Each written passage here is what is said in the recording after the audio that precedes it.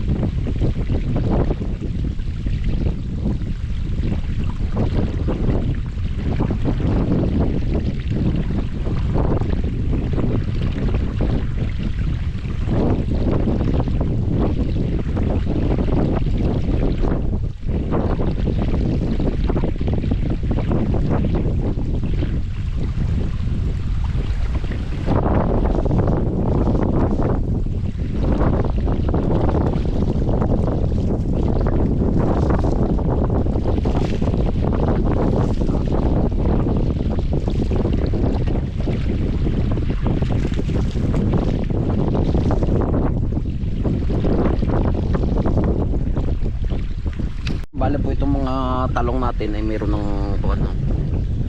Yan oh. Mayroon na pong inaalis natin. Kaya daw po ito inaalis yung una para sa mas tumagal ang buhay. Yun ang paniniwala dito ay hindi ko lang po alam sa iba kung inaalis. Yan oh. Dahil po ito po ay kunay. Medyo bata pa. Kaya dapat ay yun po ang kon dito. Huwag mo nang papabungahan. Yan no. Awan ko lang po sa ibang lugar kung ganito rin ang paniniwala. Dito po sa amin ganito ay tinatanggal po yung unang bulaklak. Yan. Maganda po na nagtutuloy-tuloy na oh.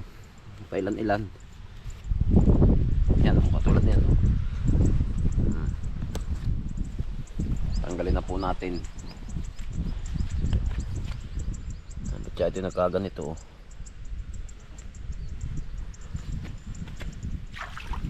Kakaroon ng maninira. Yan po. Dito po ang panahon niya ay maganda oh. Yan po oh. Maliwalas. Tamang-tama po sa mga halaman. Kaya dapat niya madidilig. Yan. Para hindi naman dito po ay kuwan, mahangin ang panahon. Ang dami na.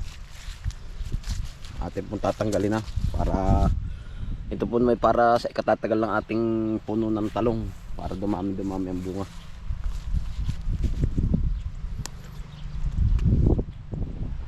Ito pong sibuyas naman ito po ay panglipat Kaya lang po ay wala pa akong prepare na papaglipatan.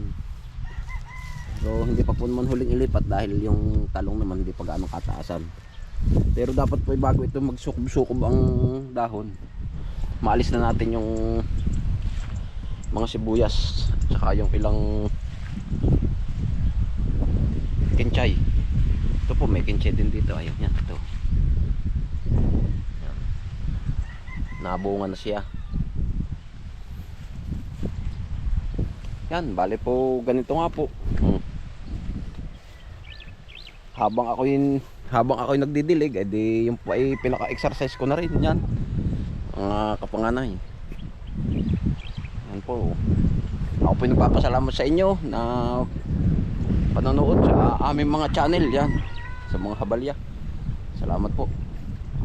Salamat din po sa yan, sa dasal na tuloy-tuloy ang paggaling. Thank you po. Salamat po sa nagko-comment, sa nagko-subscribe. Yan, lahat yung pinapasalamat. Ayun nga po pala, kung ako po hindi nakakapagsagot sa mga comment ninyo ay pasensya na po. Pero yun po na may nababasa ko, na-appreciate ko at nakikita ko talaga. Tinitingnan ko isa-isa yan. Kahit hindi po ako nakakasagot yan, salamat po sa inyo. Yan, kung saan man po kayo naroroon, lagi po kayong mag-ingat. At yun, kami po naman dito ay talagang doble rin ang pag-iingat. Salamat po sa inyo.